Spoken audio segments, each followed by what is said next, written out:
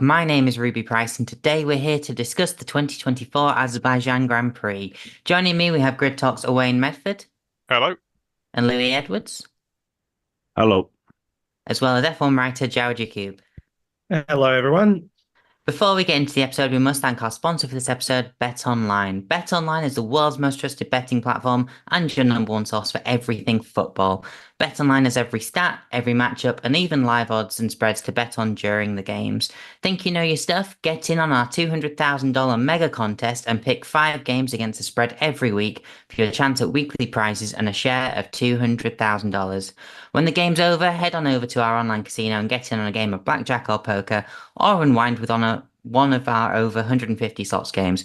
Head to the website today to get in on the action. Bet online. The game starts here. And if you're feeling extra generous, please consider supporting us on Patreon for exclusive access and behind the scenes content. So, Oscar Piastri has his second Grand Prix win after what was a pretty brilliant race in Baku. But the biggest talking point after the race was the late clash between Carlos Sainz and Sergio Perez. Came together, bringing out a safety car towards the end. Owain, they've both been called to the stewards many times this weekend. Not the best of friends so far in Baku, and we'll be seeing them again once more. But tell me, what happened here between the two drivers, and where do you stand on the incident? Well, so just to sort of, if you haven't seen the footage, I'd recommend going and seeing it just because it's better than I could describe it. But the two drivers obviously, going with Leclerc flagging with sort of ruined rear tires. Perez obviously had a go into Perez sort of tried to have a go into turn one, and then you've obviously got Carlos Sainz behind, sort of capitalizing on that. Perez lost momentum, and it was basically because the Ferrari sort of fought into into turn two, sorry, that Perez even gets a run, cuts back, and gets a better run than Sainz. At that point, for me, you notice that if you use the white line that defines the edge of the track there, Perez doesn't deviate from his line, but neither does Sainz, because Sainz's line off the corner is slightly inwards. It's sort of slightly natural to the momentum of the car. You can't sort of you watch it in IndyCar, for example, at the Indy 500. They don't hug the wall off off any of the turns. You naturally come sort of back towards the inside a little bit. I think Sainz maybe was wanting to keep to that line, and Perez was trying to put the squeeze on as well. So for me, I initially called it a Sainz because I couldn't see for any reason why Sainz would sort of move over right. But it turns out that I think it's just the positions of their cars, and they've ended up on two courses that unfortunately happen to be a collision course. And I was obviously spun them both into the left-hand side wall and ruined both their races. Louis, following on from what Owain's just said, do you agree with him? A racing incident, Sainz to blame or Perez to blame? No, I pretty much agree with everything Owain said. For me, like the biggest thing is exactly how Owain described it. It's Sainz's exit from the corner means that his path is slightly diagonal towards the left, and Perez gets a very sort of straight exit and really holds his line and doesn't deviate from it at all. It's the only thing that I find a little bit odd about that whole collision is that why Checo decided that he is, for some reason, I am not going to move. I am going to keep on this straight line. I think there was plenty of time from the exit of the corner until the crash where Checo could see that Sainz is, very steadily drifting towards him. And maybe it's through just lack of vision, maybe he's focusing on something else, or just complete tunnel vision. I'm alongside, I need to just keep going. It was just some weird determination to keep his line. But I don't think that then makes it Checo's fault. I think it's still just very much a racing incident. Checo doesn't do anything egregious to turn into Sainz. Sainz doesn't do anything egregious to turn into Checo. It is purely a coming together in the middle, and unfortunately, just when you're going that fast on a straight, little touches like that turn into big accidents. Yeah, especially with walls like very close either side of the track. Unfortunate for Perez, obviously, he's had a strong weekend in Baku ahead of his teammate for pretty much the entire weekend. But yeah, an unfortunate coming together racing incident from my eyes as well. But if you're watching live, let us know what you think in the live chat and also leave some questions for a potential post show later on. But on the brighter side of things, then, what a win from Oscar Piastri today, Jawad. With this and Norris's fight back from P15 to P4, McLaren now lead the Constructors' Championship for the first time since 2014 as well. What did you make of their race today? I mean, coming into the race, it was full of anxiety, and I think throughout it as well, with the way that Piastri and Leclerc was fighting throughout, it was just difficult to actually feel at ease with it because, last time out in Monza, it seemed like it would be a certain win for McLaren and for Piastri, but then Ferrari went bold and did the one-stop strategy. But this time round, it was McLaren who got the upper hand. And yeah, just I think, second win for him this season as well. Nice little stat to have as well is that since Imola, he has outscored everyone. So that's pretty big when you look at the points. But unfortunately, he's not really in the Drivers' Championship. I mean, yes, mathematically he is, but realistically, no, that's not the case. So, yeah, 181 points to Max Verstappen, who scored 177 since the Imola Grand Prix, and 171 points for Lando Norris as well. As far as Oscar's race was concerned, he admitted that the first stint on the medium tyres wasn't as good for him, and it wasn't until they put on the hard tyre in the second stint that they were energized. And he made that move into turn one on Charles Leclerc into, I think, lap 20 it was. It was very reminiscent of moves that we've seen Daniel Ricciardo make at this track as well, very late on the brakes and a bold lunge into one to take the lead. And then, yeah, for the rest of the race, we saw Leclerc, getting his battery charged up, trying to get within that, magic, I think, half a second that you needed to be in when you're coming down the main straight with DRS, but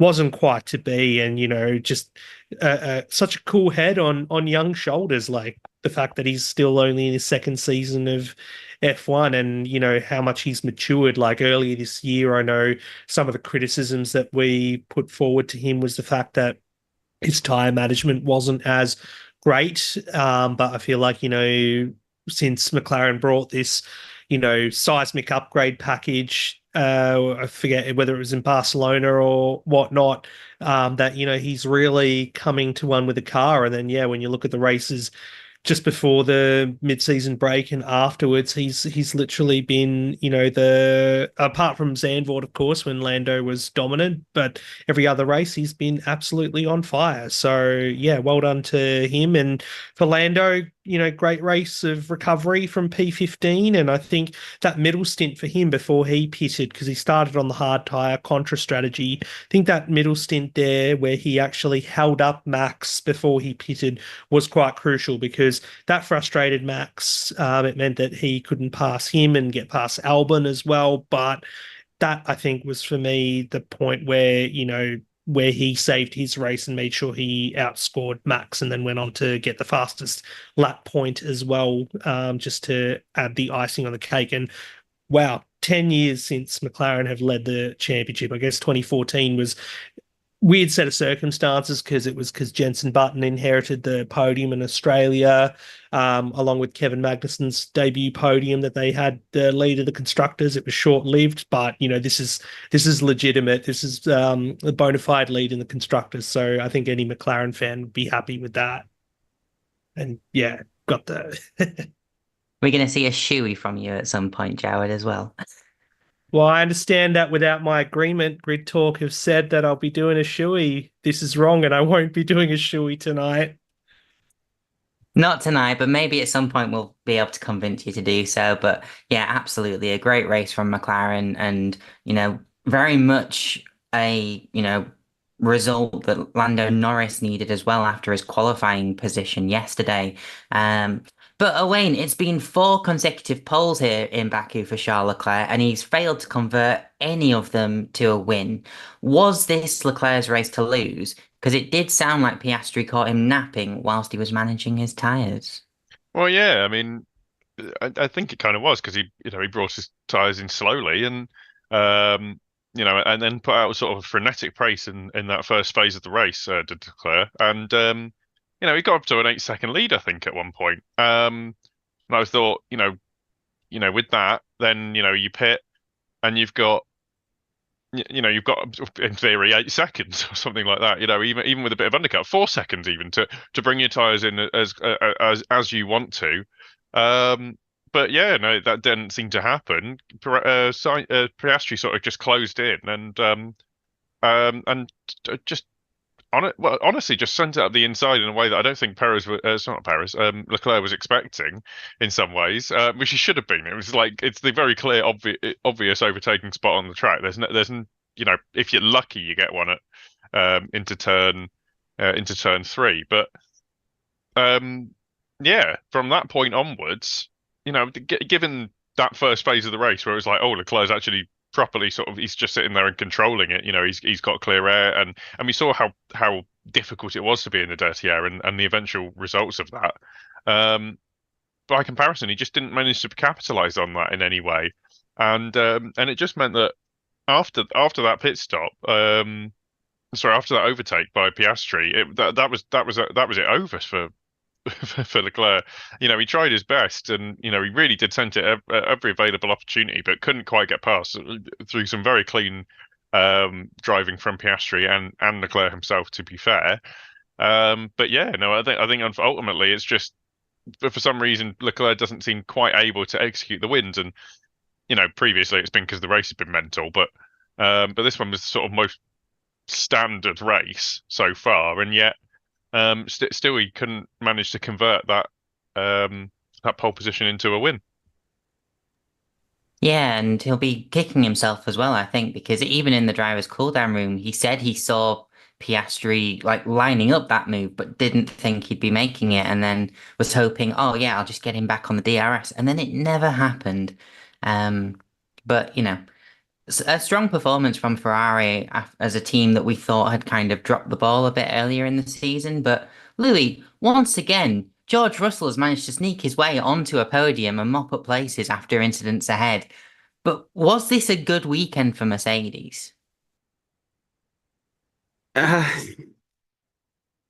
I honestly was expecting a little bit more from Mercedes. After practice, they did look quite on it. Hamilton was up there. Long runs were looking good. Sort of the short runs were looking pretty feisty. But qualifying, I would say, was probably a disappointment for Mercedes. It's probably not quite where they were wanting to be, and I think they had like a good opening kind of stint. I think Russell was saying at the end of the race, he was quite happy with his opening stint, but it just didn't pan out after the pit stops. They kind of fell off quite a bit. And, George was kind of just trudging around in fifth place. Max was a little bit behind. He was being chased by Lando. Sainz was ahead, but he was catching on to the front pack. George was kind of in this just no man's land, while Hamilton was kind of in the midfield, not really able to do much. His tires and just the way that the car was just not allowing him to really gain all the positions that we saw Lando do, for example. But I think Russell is a very lucky boy. I'm being completely honest. We've got to think, he inherited a nice little win in Austria because Max and Lando come together, and he inherited a nice podium here because of Checo and Carlos. And I think he'll be thanking his lucky stars, because I think it has turned what I think is quite a mediocre weekend from Mercedes in general, with Lewis also getting points. I think we should also mention that Lewis has got significantly more points than he would have because of that crash too. And it does make his weekend look a bit better, considering he started from the pit lane. But yeah, it's I think it was a pretty mediocre weekend for Mercedes. They seem a little bit inconsistent, which is it's not going to do their constructors sort of position much good, considering that Ferrari seem to have picked up the pace a bit recently. But they'll be hoping for better next time out. Yeah, absolutely. And as you say, they've been rather inconsistent since coming back from the mid-season break, despite being one of the strongest teams towards the end of the first half of the season. So it is a bit of a weird one for Mercedes, but as you say, absolutely it has to be mentioned. Lewis Hamilton picked up points, but also because two drivers in front of him did retire towards the end. But Jawad then, another dent in Max Verstappen's championship hopes as he suffered with brake issues. They brought a new floor to Azerbaijan, and it did seem to be working earlier in the weekend, but not a great result in the end as he finished behind his rival Lando Norris, who started nearly 10 places behind him. And as I said earlier in the show, Checo Perez generally having the stronger weekend of the two Red Bull drivers. Yeah, it was an interesting, contrast between the two Red Bull drivers, and interesting as well how the narrative shifted from what it has largely been throughout the season in regards to Perez as well. I think we didn't hear much about him being under pressure to perform and all that. It almost felt like, oh, well, this is, Perez, what we saw early last year when he did take those two wins on street circuits, one being, in Jeddah and then in Baku as well. I think, we got a lot of repeated line of the fact that he is the only repeat winner at this track. He wasn't able to add to that tally, unfortunately, but I feel like he was unfortunate to miss out on the podium given how well he had driven all weekend. And to out-qualify Verstappen as well, it's something that we seldom see. So, heard Christian Horner after the race saying that, there was more different things on Max's car this weekend that they were trying out. So that's perhaps the reason why he was a bit uncomfortable. We heard him complaining about his brakes during the race as well, which seems to be a common thing for Max to go to. But yeah, largely Checo just was more comfortable, and then just unfortunate that he had that incident, which I believe as well, agreeing with both what you guys said, that it was a racing incident. But yeah, for Max, I think, at least the gap between him and Norris in terms of their finishes today wasn't enough to really swing the advantage in Lando's favor. I think, what was it, 7.75 points on average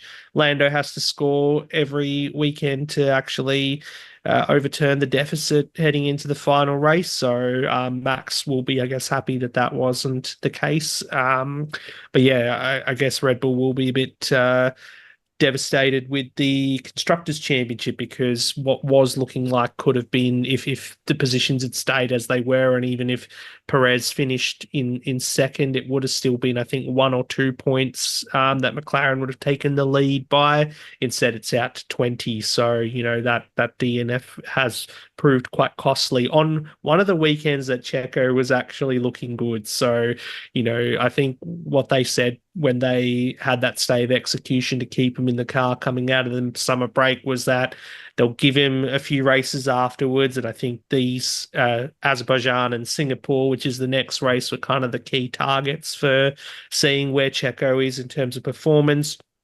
And if they need to make a change later in the season, they will. So we'll see now if he can carry this form into Singapore, which is another venue that he's won at. But then last year, Singapore was their bogey track. So we'll see how they come into that one next time. All of a sudden, Checo's sponsors thinking, "Oh, we might actually have to pay for losing P1 in the Constructors' Championship."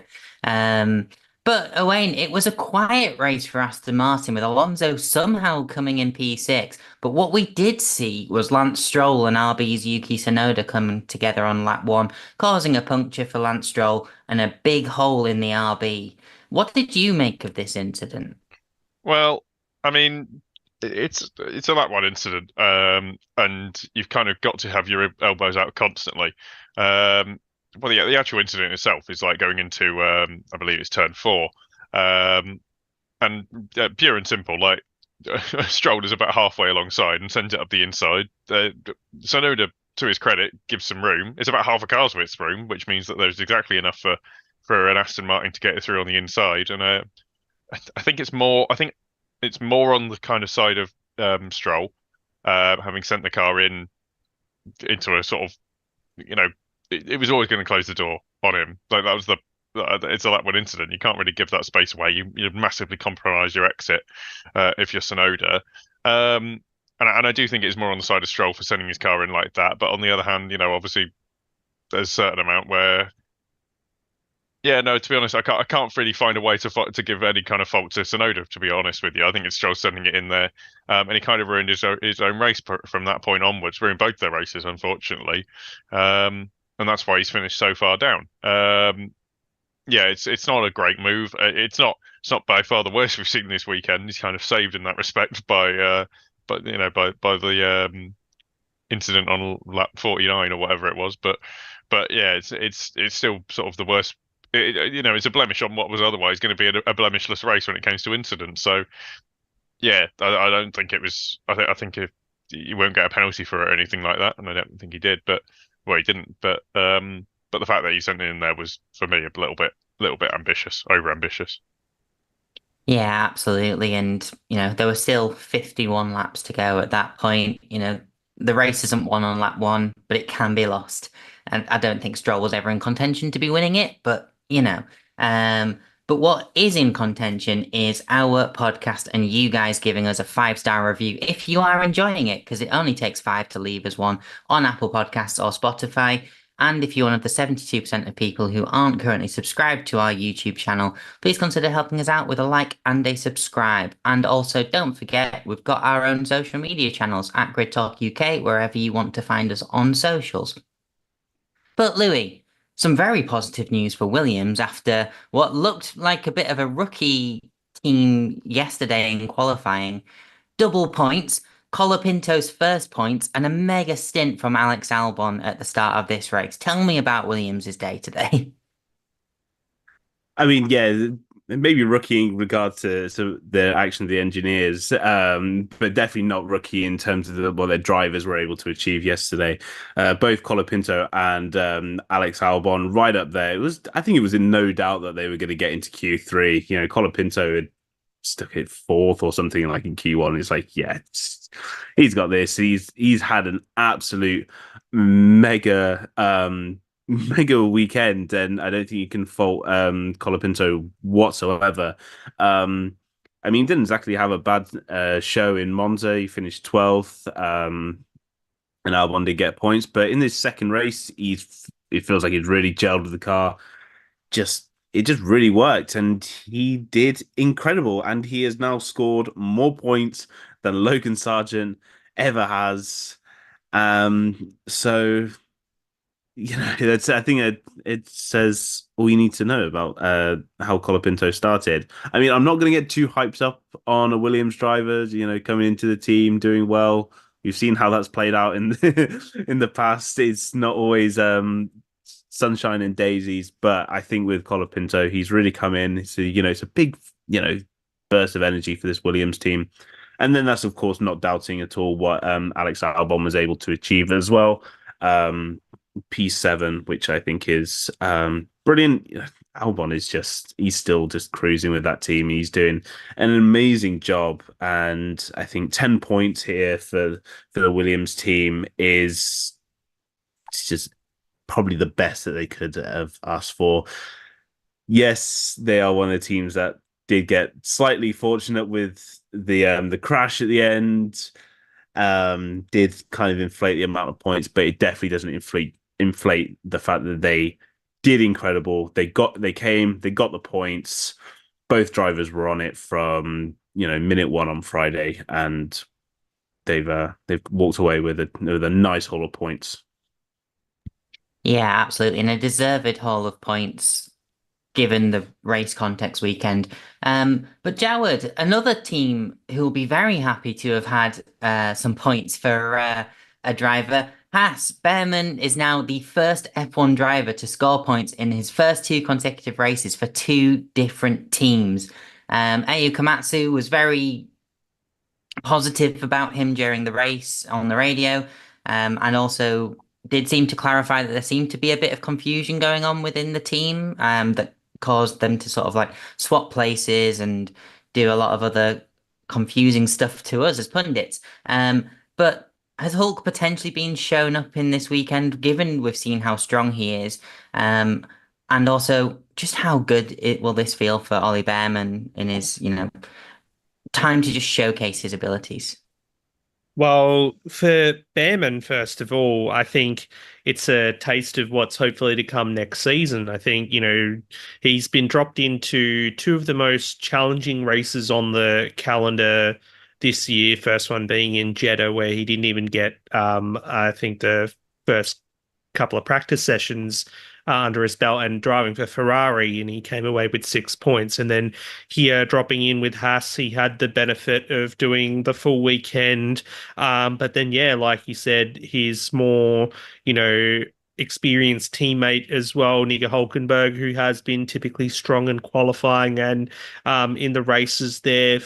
He ended up showing him up. And I just made note too that apparently they didn't show the pass on screen for Bearman on Hulkenberg into turn one to get him the point at the end of the day. So, that's a bit sad at the TVS. There was lots of other things going on at the same time, but that would have been nice to see for that. But I just saw this stat that Sean Kelly, the virtual stat man, put up saying that Hulkenberg is owner of a new record for most finishes one place outside the points in a season. So his 11th place today is apparently the 7th he's had this season so far, and that breaks Michele Alboretto's record in 1992. So, while his teammate Bearman, or his temporary teammate Bearman, got a welcoming record with, being the first driver to score points in his first two races for two different teams.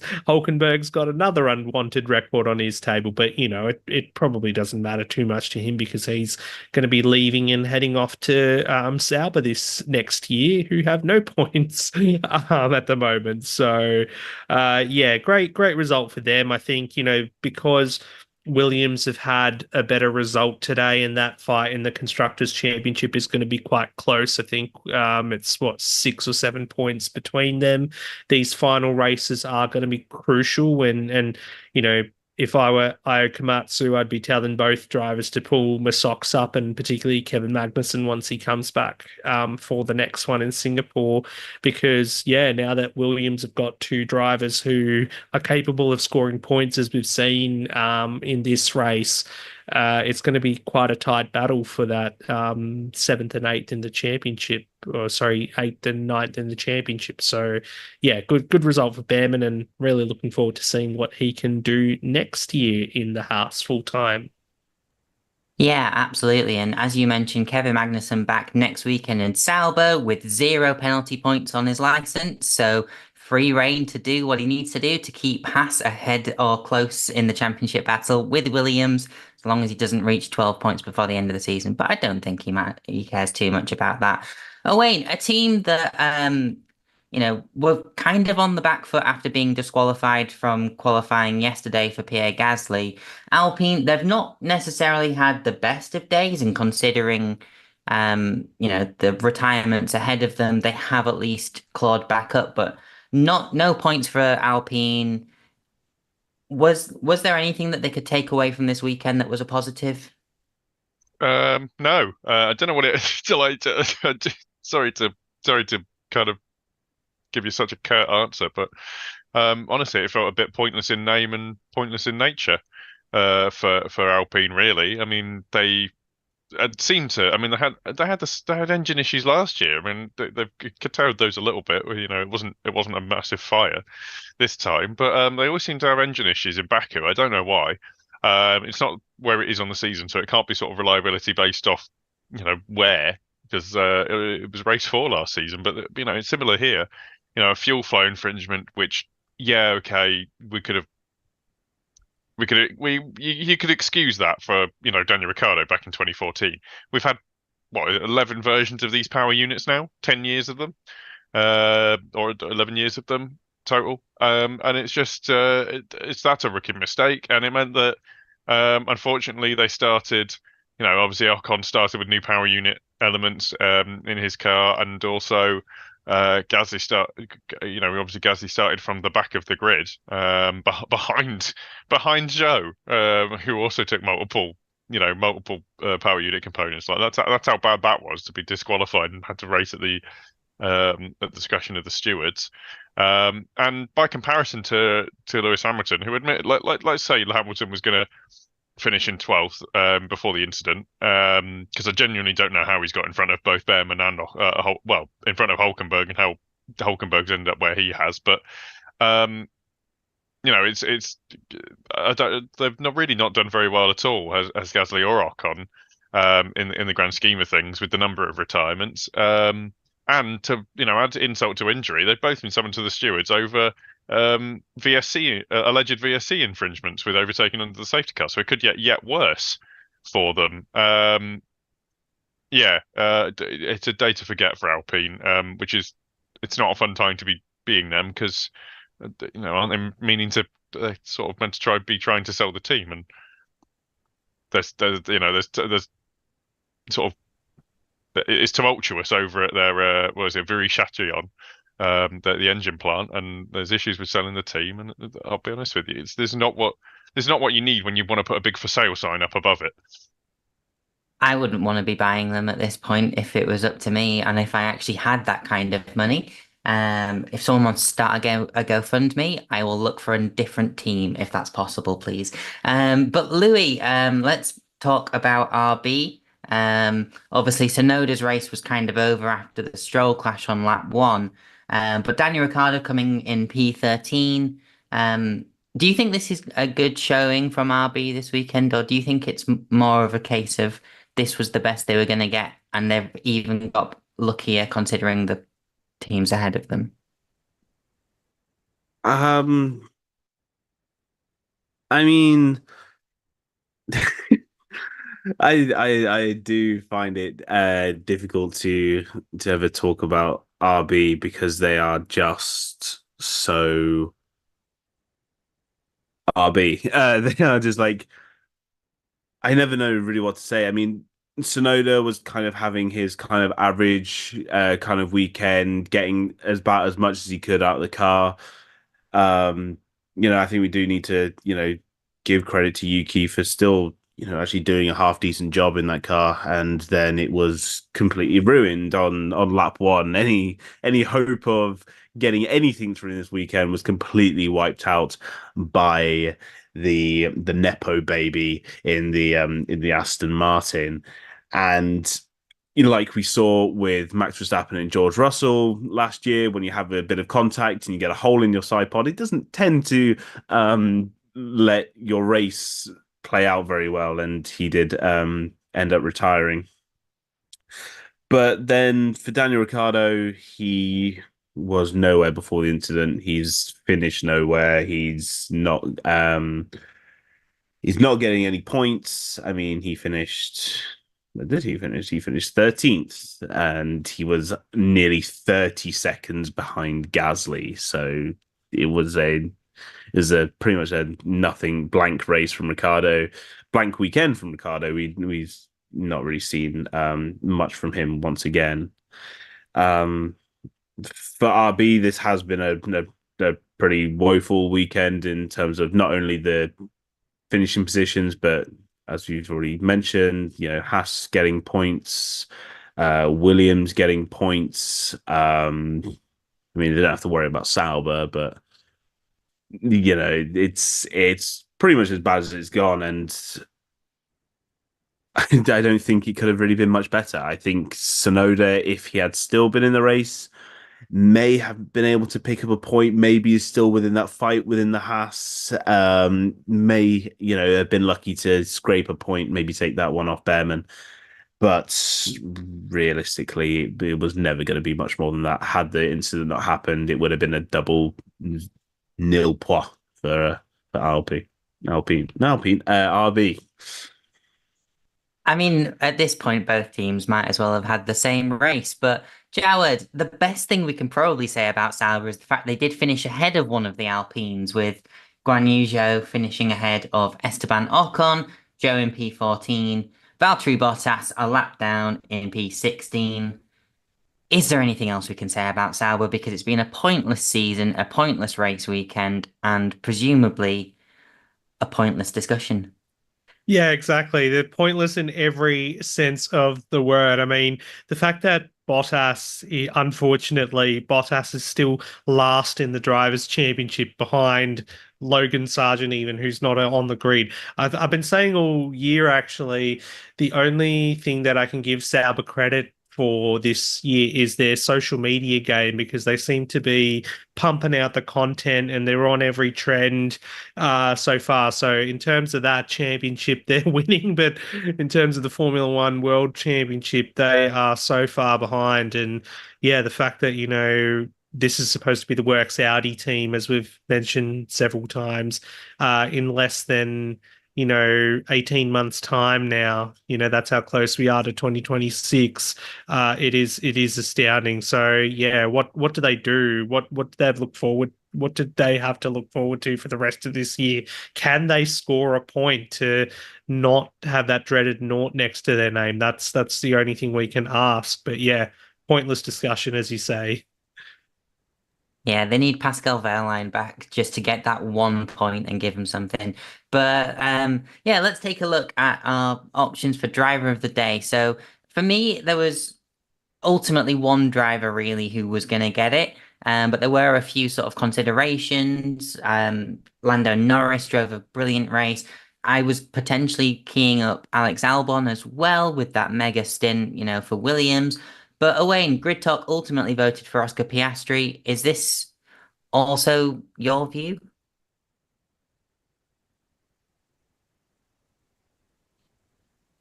I think Owain's gone. Louis, how about yourself?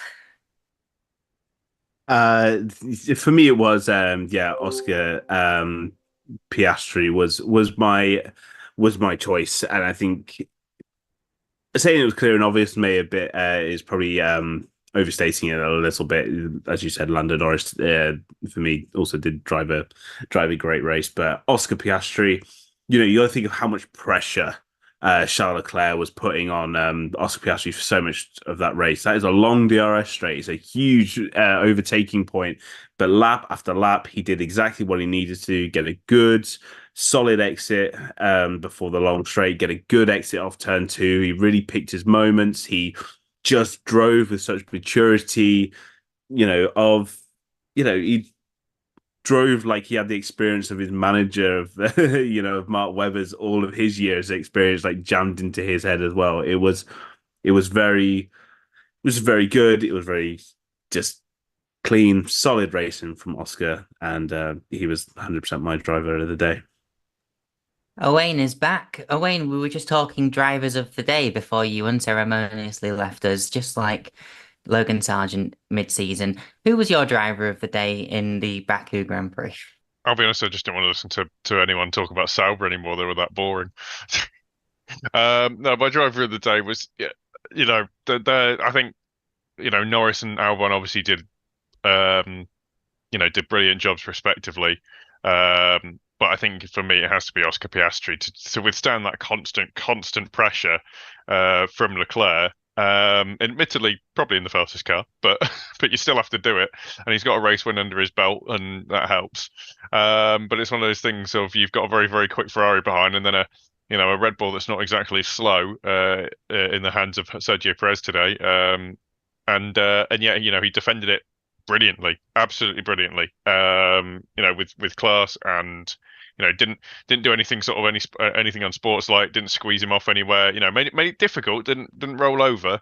But kept it clean and kept it most importantly between the barriers and on the track, and obviously picked up a brilliant win that's only added to McLaren's lead in the constructors now.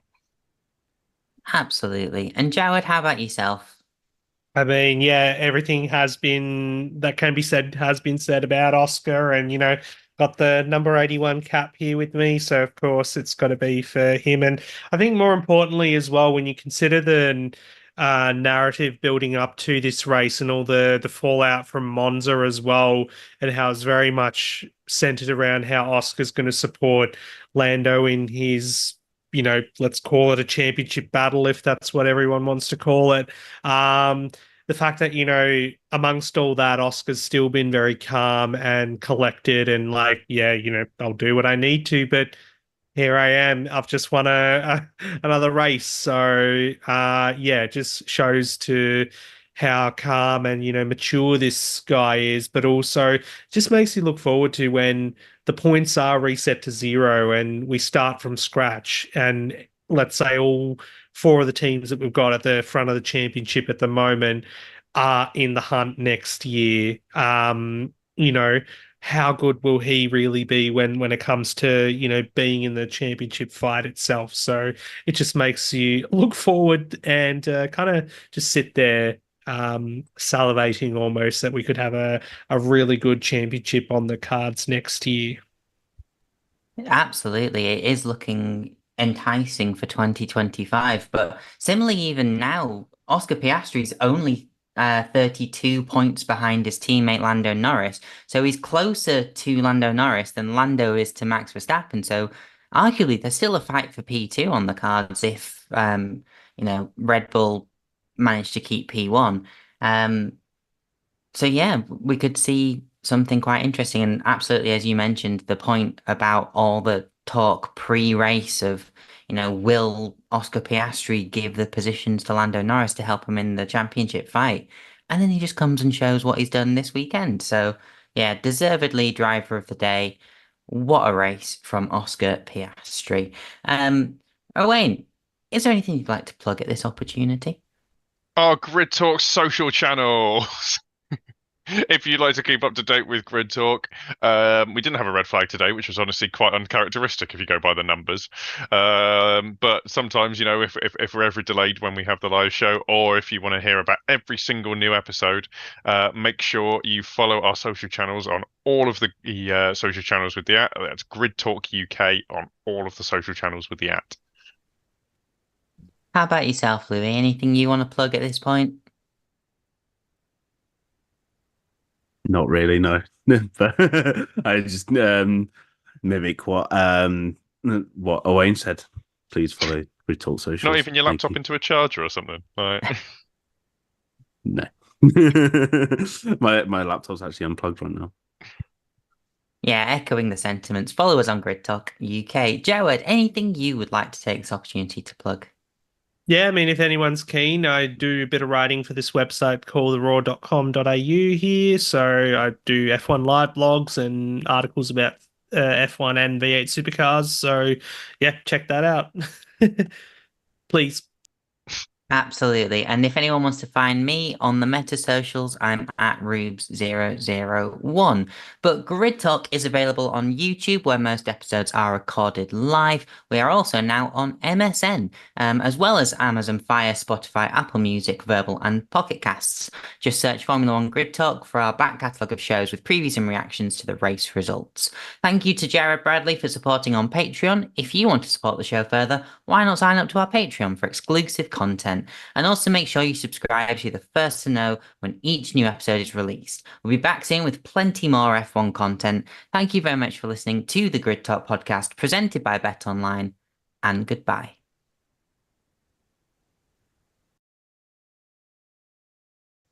And as we shift into a post show, thank you very much if you are sticking around. We'll obviously keep an eye out if there has been any further update for those race incidents, but there hasn't been anything so far. So what we will do is we'll take a question that I've seen in the live chat from the aforementioned Jared Bradley. Question for the crew. Is Piastri able to handle the pressure more than Norris and Leclerc? Is that going to see him continue to dominate them in future races? I'll open it up. I think from what we've seen so far, yes. He's only been in the sport for 2 seasons, and the fact that he's immediately been dropped into this team, I guess, when he